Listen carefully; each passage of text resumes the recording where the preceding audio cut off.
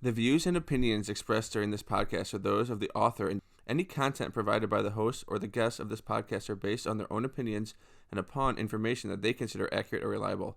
It should not be relied upon as such. The content should be only considered for entertainment purposes only. Thanks.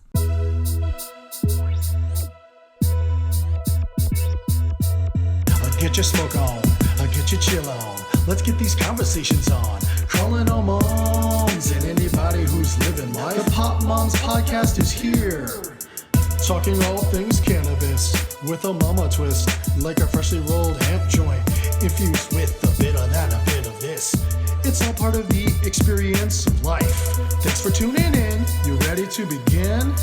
Then welcome to the PMP. Pop Moms Podcast. The Pop Moms Podcast, it's on.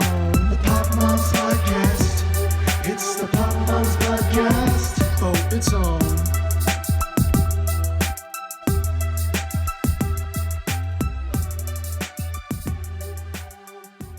Oh, hey there. Fancy meeting you here. Welcome to the Pop Moms Podcast. What you're enjoying at a fast speed is me realizing partway into the intro that I had not been getting any audio on our amazing guest. Don't worry, we were able to recap everything that we talked about, except for Ambie's amazing and cute dog, whom she rescued with her partner from a heap of recycling. Love at first sight, I swear. Things don't always go right while recording, but we appreciate so much Ambie's grace and allowing us to go ahead and shoot things again because, hey, things don't always go right, but we really appreciate that. And I won't waste any more time heading over to the interview because it is like her hair, fire. Cannabis is making its way into so many aspects of our daily lives. You can take gummies, you can use it in your morning moisturizer routine, you can give some to your dog after a walk, put some in your smoothie, even put on a face mask with CBD. And that brings us right about to 8:15 a.m., before my usual wake and bake. We've got a really cool guest today. Her name is Ambi, and she's from Ambie Co. I have admired her from afar, and then eventually just asked if she was interested in speaking some more. So enjoy this interview, and enjoy learning about Ambi. Keep blazing, stay amazing. So first, let's meet Ambi. We just lost a bunch of audio, so this is our second go at it. But we're all a work in progress, so I'm really hopeful that we'll be able to do it again. Mm-hmm. And it'll be even better. Mm-hmm. Yes. Second time's the charm, right? That's the saying. We're going to go with the second and just really hope for the best. We are not doing this the third time. So this is Ambi, and she is our new favorite stoner nail lady. I would definitely say that you occupy that rank now, and you just got an amazing haircut, which we're super, super obsessed with, which is really, really fun. Honest to God, there was like a minute where I was like, fuck it, I'm going to do it too. I'm just going to cut my hair into a bowl cut, because I was like, you look so happy, and you were just like so into it. So it was... Oh my God. Well, here's my quick campaign for getting a bowl cut, because I was really struggling with how to grow out my hair. And I figured, like, if I just undercut the bottom half of my head and then just grow this out, I'll never have to worry about it being, like, messy. Like, it's always going to be a cute haircut as long as I know how to shave the sides of my head, which I do. We know that I do. Yeah. Oh my gosh, that's awesome. That's what I have right here. When I did shave the underneath, that's what's growing out right here. Yeah. And I just shaved the side and the back of my roommate's head. And so I used to have my side shaved too, and then I grew that out. I don't have enough hair. Yeah. It's too little. There's not. There's a lot of it, but it's not thick enough for that. Like the other day, like my hair was this big, and Kate was like, "You have so much hair." I was like, "I know." Like it's like a whole person. Yeah. Pea head. Yeah. Okay, so let's learn a little bit more about you. So who are you, and what's your favorite color? All right. So I feel like I have two favorite colors. It's between turquoise But I feel like it's like that very specific, like between green and blue, turquoise, and excuse me, and mustard yellow. Because I feel like mustard yellow is like my new love, right? So good. But I really gravitate towards anything in like the blue-green realm. If you like look around my house, it's everywhere. That's awesome. I don't know. Mine's been green for a while. I just like a fresh mowed grass green. Ooh, yeah. Which we're getting into that time of year, which is great. Yeah. Everything's going to start looking real pretty. Mm-hmm. I agree. Mine's been pink. I went through it when I was little. Pink? No. Pink, black, and green, but like pink mostly. But when I was little, I went through a phase where I would only eat pink foods. So my mom was like, what? Yeah. I wouldn't eat anything else that was pink. And like my mom would show me like pork, like when it was raw, she's like, it's pink, it just turns white because it's magic. So then I'm like, okay, I'll eat that. You're like, fine. Mm-hmm. But my poor mother, she also like enabled it because she like catered to it. So. That's fair. So you probably was like, my kid's weird and I like that. She's like, she's a pain in the ass, but it's either that or she throws a fit. So like, path of least resistance. Yeah. That totally works. Mm-hmm. Mm-hmm. So you are a self-proclaimed, you started smoking later in life. Can you tell us what made you kind of start and I guess how you like it? Mm-hmm. Yeah, I can tell that story again. It's so good. I never said it. It's so good, and that's why I was just like, oh my God. I feel like if we keep bringing it up, we'll feel less bad about it. Totally. It's the destigmatization through technical difficulties. Normalize it. Well, as I said, I was like super square and straight edge in high school, so I didn't drink any alcohol or do any drugs. And I maybe smoked weed a couple times in my 20s, like on a camping trip or two.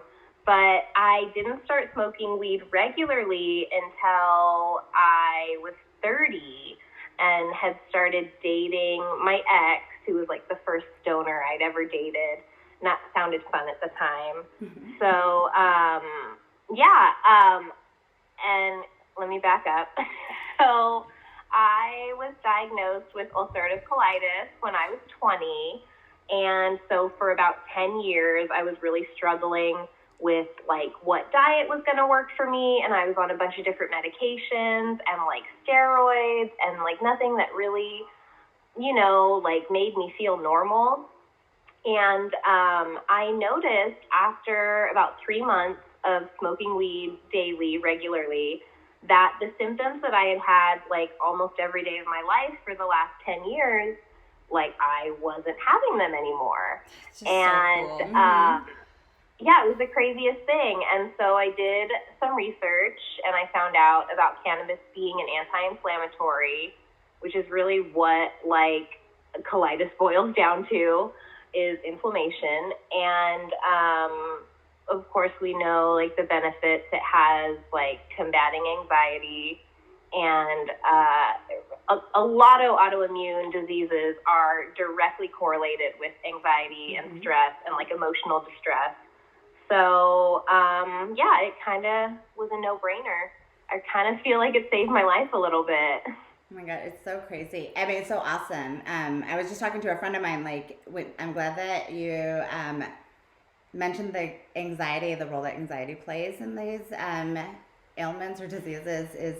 So in Ohio, medicinal marijuana was legalized, but they left anxiety off the list of you had one job, right? Wow. So yeah, I have a really good friend who's, she was trying to get a medicinal like card because she has such bad anxiety and also like other like issues that keep her from being able to sleep through the night, like if she falls asleep. And the only thing that works for her are gummies that like Kevin's gummies that we send. So she was like, this is ridiculous. And I was like, that's like the number one thing that it like cures or like helps, How could you leave that off? Because like you said, that is like this diving board for all these other like autoimmune diseases, you know? So yeah, because anxiety isn't just anxiety, and it doesn't just affect like your mental health. It literally affects your physical health directly. But nobody tells you that. You know what I mean? Right. Like I'm learning things right now too, because I'm like, oh wow, that sounds a lot like me, and I have anxiety, and that's one of the things that I use cannabis for. But like to hear that, because I always complain about my digestion, like, so I'm just like, ugh. Yeah, and like because people don't think, like doctors are very good at like, if it's something wrong with your like digestive system, it's something you ate or something that's functioning here, not something that's happening here that is causing stress into your system. You know, right. like, or even the opposite. Like, there's a lot of studies being done about how there's more signals that are sent from your stomach to your brain than from your brain to your stomach, and how much serotonin is produced in the gut, and how like what we put in our bodies affects our brain. Yeah, like everything was made to work together, right? With like, homeostasis. It's so crazy. And figuring out how to achieve that, but it's like, it's scary, and especially when like you don't know and you've been dealing with something for 10 years, you know what I mean? Like, when you get that diagnosis, I think like you just are like, okay, well, this is something I'm gonna have to deal with my whole life, you know? That's like, yeah, it's so crazy. And then like right at their fingertips is something that works really well and has helped so many people, you know? Are there any specific like strains that you particularly go to, or any sort of like terpenes that you're like, this works really, really well, like for me, for managing my UC? You know, not really. Like, because I have had little to no symptoms for the last 5 years, I feel like I'm just like, weed works. Everything works. You know? I feel like it's more so because I do struggle between like, as most people do, like that line between anxiety and depression. And I feel like that's where knowing what works for me comes in handy. Like I feel like, because I'm also learning more about like my ADHD and executive dysfunction, I'm learning like maybe indica like isn't the best option for me. Like maybe sativa is more my friend, because it keeps me moving and it keeps me active. And I feel like, even as I'm saying it, I'm like, it's not even, I feel like, I shouldn't be smoking indica at all, because it's not helping. It's funny finding out more about it and like how it impacts like how you smoke though too. Like that was a big thing for me. I was almost the inverse. Like I still have to have, I usually try to go hybrid now, where I go like, so it can calm me down in general and like make me slow down in general, but not, to your point, so much that then I can't do things, because then I get anxiety over not being able to do things, and then like that spirals. Well, I'm like the opposite of both of us. I know. I like, and that's like just goes to show like I also have like really bad ADD. Like I'm, you know, well above the limit. Like they can prescribe you. Like they have to call my doctor every time I get my prescription filled, you know, like to confirm. But like I would be much higher than that. What I need would be much higher than that if I didn't use cannabis. And for me, like if I like prefer indicas, because I need to be slowed down a little bit, because like physically I may not be moving that fast, but like the things that are going through my head, you know. No, that's very true. So like kind of on the sporadic, you know, tendencies that some of us with ADD and ADHD, you know, have, like I lose interest in things quickly, and I like changes, and I like, you know, seeing different things. I read that you started doing nails, like just because you decided to start doing nails someday, like, and like you just really took to it. And I think that that's like a cool trait that, you know, us with, you know, ADD and ADHD is like the ability to hyper-focus into a career or, you know, like something like that. So, I mean, like you're dubbed the stoner nail lady, which is just like freaking cool. Like, it's just so cool. Like, cause if you think about like, and again, maybe it's a stigma, right? But like in a lot of cases, like, women who are getting their nails done are not necessarily the type who are like, I love weed. You know, like now I think a little bit more so, But like, I think that it's a little bit of a contrast, like just with that. So like, what made you want to start, and how did you get involved? Oh my God. So, you know, like when I first started in nails, when I decided to get my license, I worked for almost 4 years in a hair salon. And like, I learned a lot about that culture, and it was really hard for me. I feel like it really amped up my physical insecurities being there every day. And it also just like, I don't think it was like a safe place for someone to come in openly, like expecting or hoping for like safe friendships. And you know, like, that's not to say that like every person there was like not a good person. I think it's just that like when you're in a salon environment, it really is like every man for himself. Like everyone really is there, like just trying to take care of themselves. And well, it's set up to be like hard. That, right? Because you rent booth space sometimes or whatever. It's not like a collaborative, like. No, it's not like that's this collaborative cannabis community that we now have. Yeah. So when I eventually like left that space and started working from home, like I had asked like my clientele, like, would you guys be comfortable coming and getting your nails done at my home, which was pretty close to where I worked, and most people were. Like, I got like a good positive response, and it was good for a little bit, and then it just kind of like dropped off. Like, I feel like people, whether it was my location, like I kind of lived in like a weird area, and like I don't know what it was, but I kind of failed for a minute, and I was like, wow, I don't know if I'm gonna be able to do nails anymore. And I took a job. I had to like take a job in customer service, and it was a nightmare. And this was after like 4 years of basically like working for myself, right? And just, like rent, you know, and then being like micromanaged at like an insurance place that was just like shady. It was so bad. And so the question is like, what made you want to like incorporate weed and nails? It was literally being at this place where I hated this job so much, and I hated, like, I had to jump through all these hoops. Like, I had to get like fake pee to like take my drug test, and like, you know, I just was so mad that people have to go through so much, and most people do the smart thing and actually stop smoking weed before their drug test.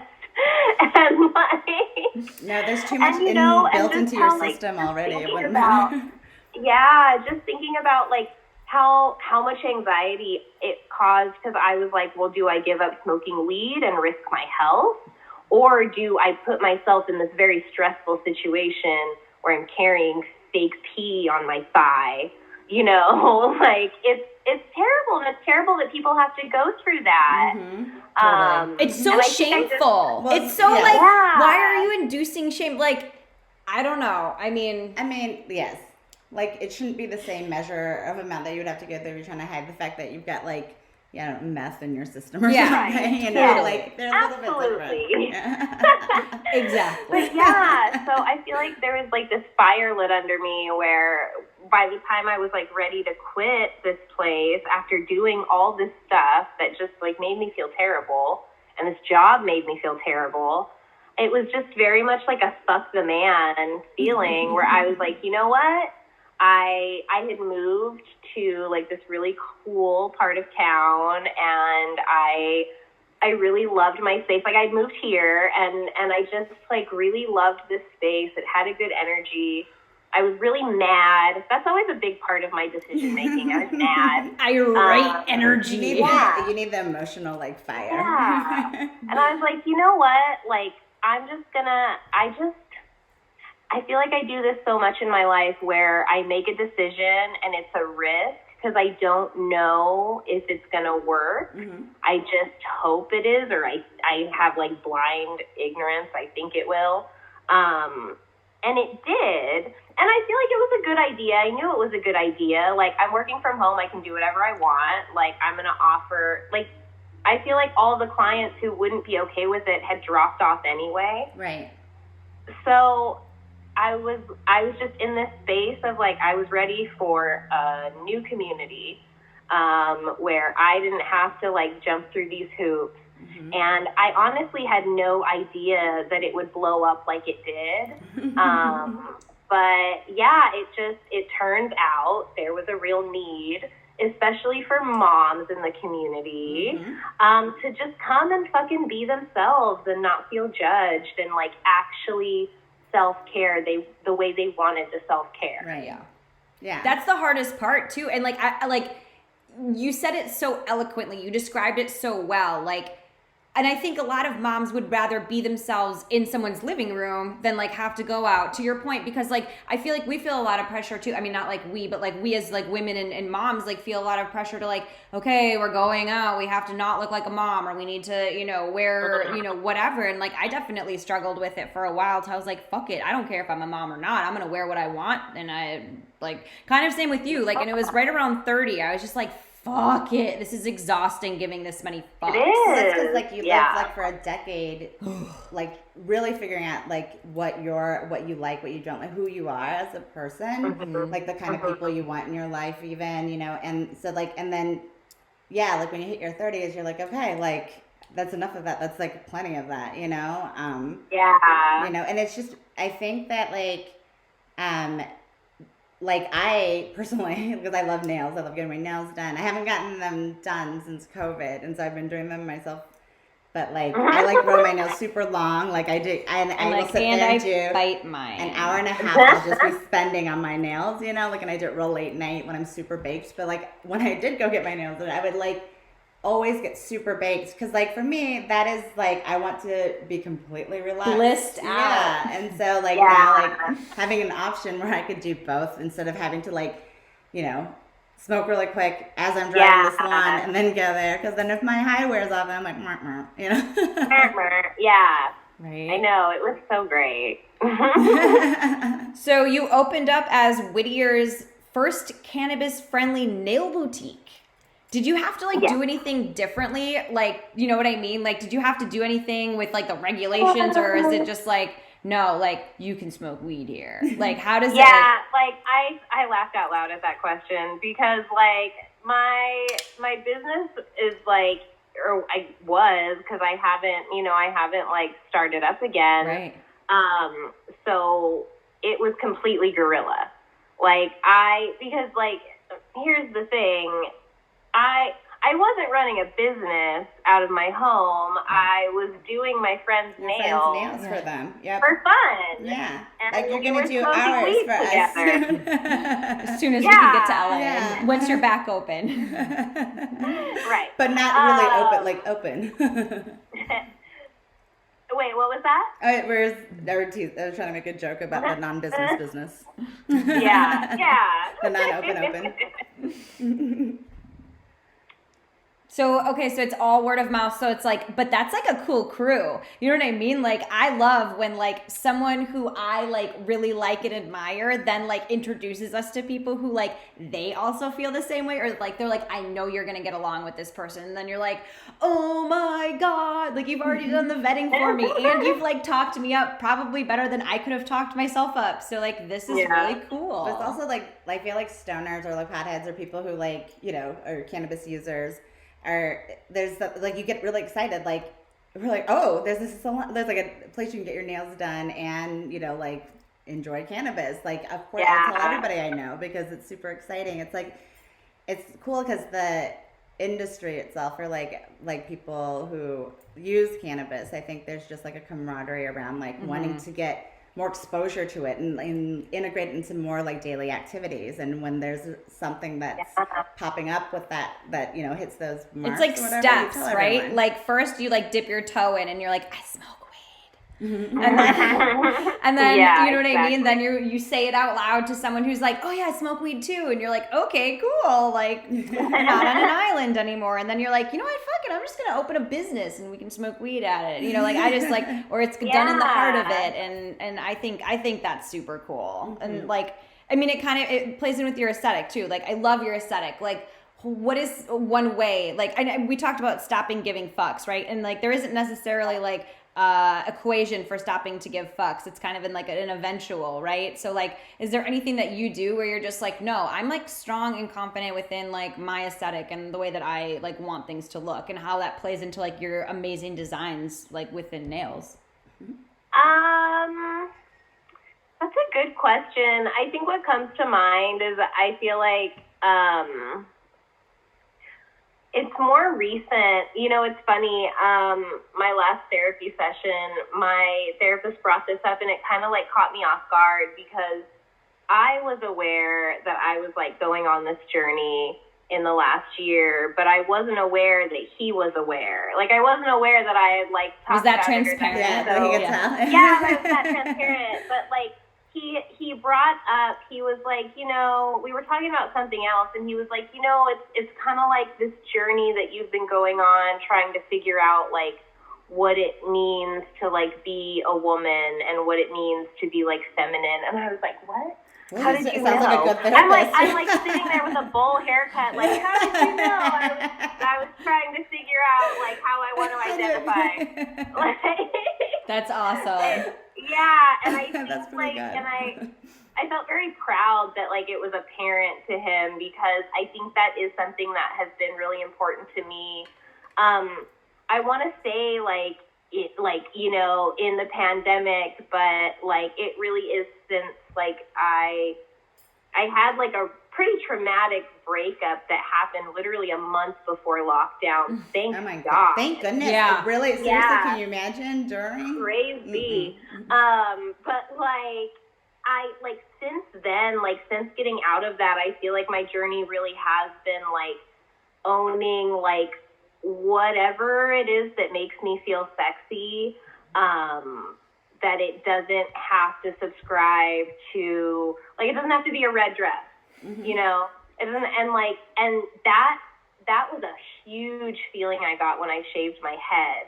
Like, it was almost like this aha moment, because I shaved my head and I kind of was like, I'm going to do this because it's going to take away this weird relationship I have with my hair. It's going to neutralize like my sexual identity. I had like all these weird thoughts about it.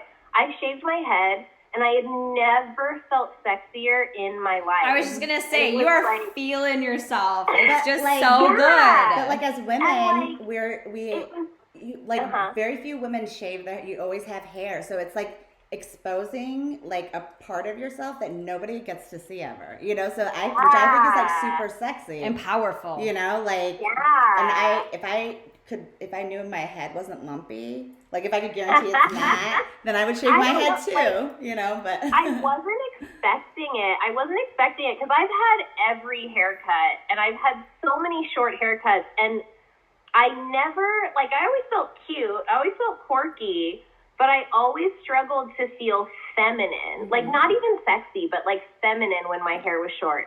And like taking, like, the absence of hair, just like that aha moment of like, this not only makes me feel sexy in my own skin, but it makes me feel more like a woman, like more like however I'm identifying, whatever that is. Like, it really kind of like helped me unpack like that whole like gender fluidity, like this whole thing that we're learning about, you know. And I think that's been a really fun journey for me, is like, what do I want to look like today? Like, do I want to be a cute boy? Like, I don't know. It's just, there's something so freeing in that I think also comes with being in your 30s.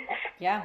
Well, it's breaking, I got to your point, it's breaking out of the boxes and being able to be okay with like You know, I mean, like I played sports. I had a bowl cut. I will like literally put a picture up here of my 3rd grade bowl cut because the same thing. You know what I mean? I struggled with it. That's probably why I have, well, I do really love my hair, but it's probably why is because it's the most feminine thing about me. You know, like we're going to a drag show Saturday.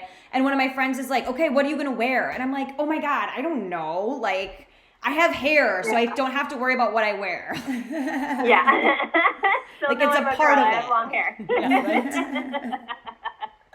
Okay, I have to ask because I keep seeing it. What do you think about CBD nail polish? You know, it's funny, like you say that, and I'm like, ooh, I want to have like a good take on this. But honestly, like you just having gone to school for nails and being a professional nail technician, I gotta say, I don't really see the point. Thank you.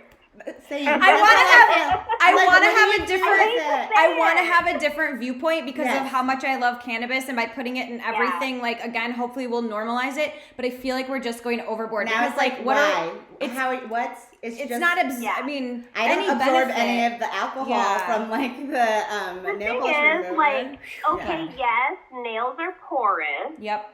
So the theory is like I'm assuming you're not putting a base coat, so you're just slapping that color with the CBD juice right on your nail, and you're hoping that the CBD oil, which is maybe 1 to 5%, if that, of what you're putting on your nail, along with all the other chemicals that are probably going to cancel out the CBD oil. Like you're hoping something absorbs into the nail when it would just be way easier to absorb into the skin, which is much more porous than the nail. Lotion. Like You're a gummy in your mouth. Yeah. I know. I was like, why are we doing this? Like, why is this here? Yeah. It's kind of like, okay, I mean. It's a bummer, because it would be, because my first thought was like, ooh, that would be an easy thing for me to market. Like, I'll just make my own nail polish. And look, it has weed in it. But like, I couldn't keep my integrity because I'd be like, I don't know what to tell you guys. There's no benefit here. Like, well, don't waste the weed. Yeah, don't waste the weed. Yeah, don't waste the weed. So when you work in an industry that just like provides others with like a consistent lane of self-love, like how do you make sure that you take care of yourself too? Oh, good question. And it can be that you don't, because I mean, like, again, I identify very closely with that. Yeah, it's hard. I think like I'm really hard on myself. I'm way too hard on myself when it comes to giving myself a break. And I think that comes with, like, I have worked for myself for the past, like, 8 years now, including this free year. And, like, it's this mixture of, like, working for myself, it's like you're constantly trying to grow. It almost feels like I'm constantly treading water a little bit. And then it's like this fear of like, if my life doesn't look a certain way, my parents are going to be scared for me. And so, like, you know, it's that whole thing. Oh my God, I'm so stoned that I'm like forgetting the question. No, but like, I like what you say about parents too. Cause like, so like, we work for ourselves too. And like one thing that, you know, when I started the podcast, my mom was like, well, you know, like what if no one wants to hire you? And I was just like, well, what makes you want to think I'd work for that person? Yeah. You know, and that was kind of like the whole like, and even for me, cause I said it so flippantly, you know, and I was like, oh yeah, I don't want to work for people who don't support things that make me healthy, you know, things that make me okay and feel better. Mm-hmm.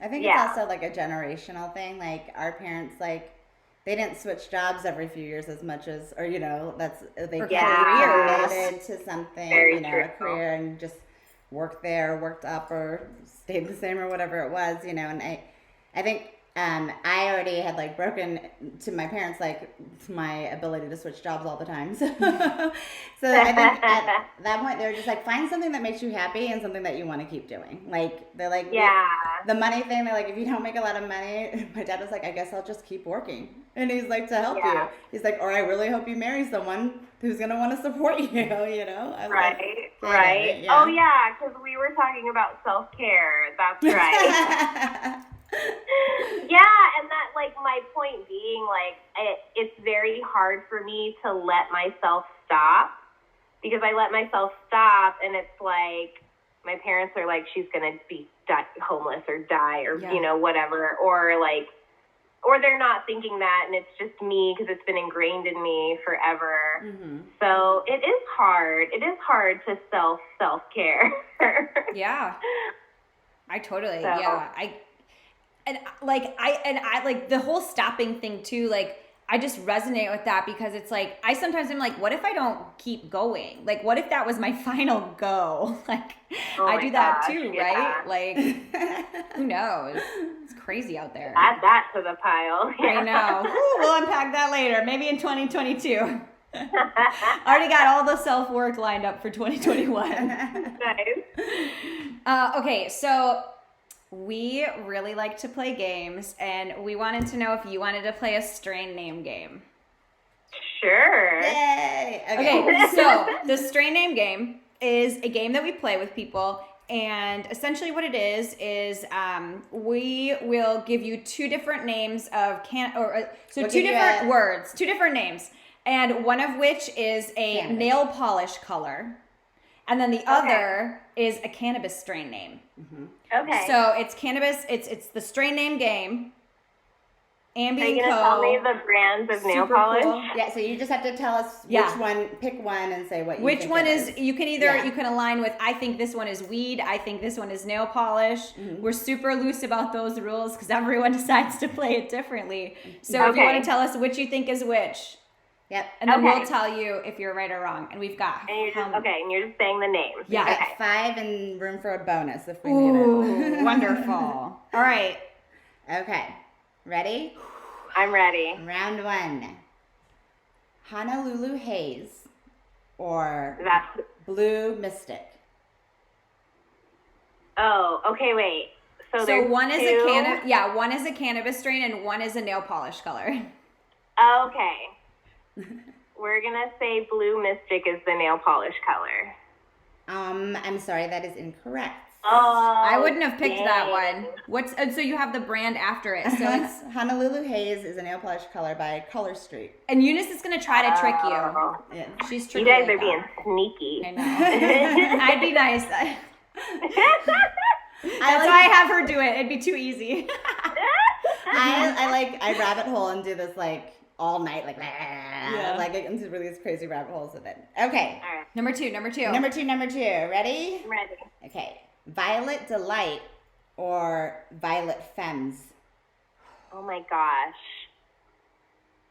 I feel like I know Violet Femmes is a nail polish color.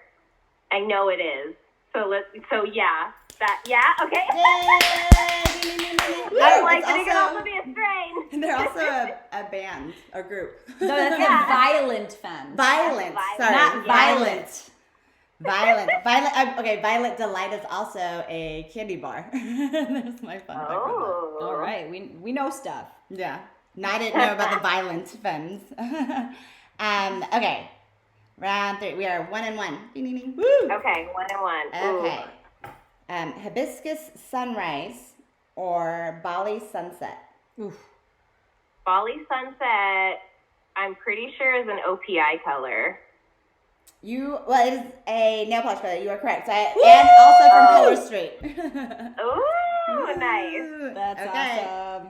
Da-da-da. Okay, so you're 2 right, 1 wrong. Okay. Great job. You're doing wonderful. Okay. Ready? Yes. Where's my chauffeur or where's my bike? Oh my gosh. I think Where's My Chauffeur is a nail polish color. You're right! Yay! It's from Essie. Oh, I love this game. So fun. Okay. Ready? Is this the last one? This would be The for last 5. of the regular round. Yeah, this is so you're 4 and 1. Oh, 3 and 1. 3 and 1. Okay. Okay, ready? There's black cherry soda or mint candy apple. Oh my God. Oh, they sound delicious. Yeah. Black cherry soda. And what's the other one? Mint candy apple. Black cherry soda, mint candy. I'm gonna say. Oh God, it's hard. I know. Ugh. Okay, I'm gonna say mint candy apple is a strain. No, that's actually the nail polish color from Essie. That's okay. You're still you're you're still still won. good. You still won. Do you want to do one more? Let's do one more. Okay. One more. Okay, moneymaker or zillionaire? Oh my God. I wouldn't know this one. I don't know this one. I didn't even know the strain was a strain for this one. Moneymaker and zillionaire. Zillionaire. I feel like I have no idea. I would literally just I'm toss gonna it get up. it wrong. I feel like okay. You already won, so there's no pressure. Yep. I know. Like, there's anything on the line. Look at me. I feel like billionaire would be a good nail polish color. You are correct. Woo! You did it. It's from C&D, shellac. Oh yeah. But moneymaker, I was like, I didn't know that was a strain. I haven't seen it. Because they're both actually really good nail polish names. Yeah. Yeah. That's awesome. Thank you so much for playing Strain Name Game with us. I really appreciate Thanks for having me. You won 4 too. Yeah, so good. All right, send us off by telling us what you've got coming up. Tell us where we can get a hold of you. We'll have all of your information as a screen on it, but let us know what's coming up for you, how people can get in touch with you. You're seriously amazing. I can't wait to come to LA to meet you, and yeah. You guys are so sweet. Well, I have my website restock next Friday. Yay! So if you need masks or glasses chains, if you need cuticle oil, if you need lip balm, if you need press-on nails, I'm going to be releasing a new nail measuring kit on my website for just a couple bucks that you can add to your cart to make it easier to order your press-on nails when you're ready. Oh, that's so It's good. going to come with a coupon. Yeah, so I mean, there's going to be a lot of that. And then as far as like me doing nails in the future, I really don't know because I don't think like I'm not able to like invest in starting up my own business again, and I don't want to do it in my home anymore, especially now that I have a roommate. Right. So yeah, I'm kind of weighing my options right now with that, but Maybe if there's a cannabis spa listener, you guys could reach out. Oh my God, amazing. Yeah. Maybe you should move to Portland I or wish. to Oregon. We have to get a little further with our laws. Yeah. It's shocking in Unfortunately. California too, because it's like we think of it as a very progressive or at least very like accepted, like more so than even other areas. But Yeah, but Yeah. recreational wasn't until, not that Very long recent, ago, yeah. too. Yeah. And that's the hard thing. Like, my options are, going and working again in like a salon, like either a nail salon or a hair salon. But I'm not able, whether it's my own salon or someone else's, like we're not at a place where I can offer that same environment That's true. that I was able to offer at home.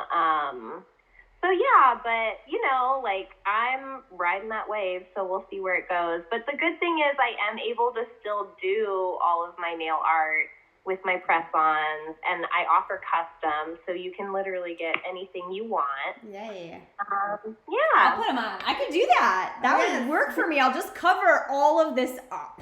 You should do Dude. the stickers, too. The gel polish stickers. Yeah. Yeah. Maybe. Mm. Who knows what's next? I'll test them for you. You can test them. I'll test them your test. your guinea pig. Thank you so much for taking time, Ambi. I really appreciate it. It's so awesome to be able to speak with you. Yeah. This was so much fun. I really appreciate you guys reaching out to me. I really feel very loved and understood, and I'm glad. I'm like really happy to know that like these are like my internet friends swimming around in my feed, and that you guys are like real and you're cool. We're real people. And I like you. I'm not consistent about posting and not very good at it, but I am a real person for sure. Yeah. Thank you. Thank you. See, what did I tell you? Totally awesome. Make sure you're keeping in tune with Pop Moms Podcast by subscribing to our YouTube channel, as well as any of the streaming sites that we have our content on. We're really excited to do additional content this summer. And if you have any questions, as always, reach out to potmomspodcast@gmail.com. See ya.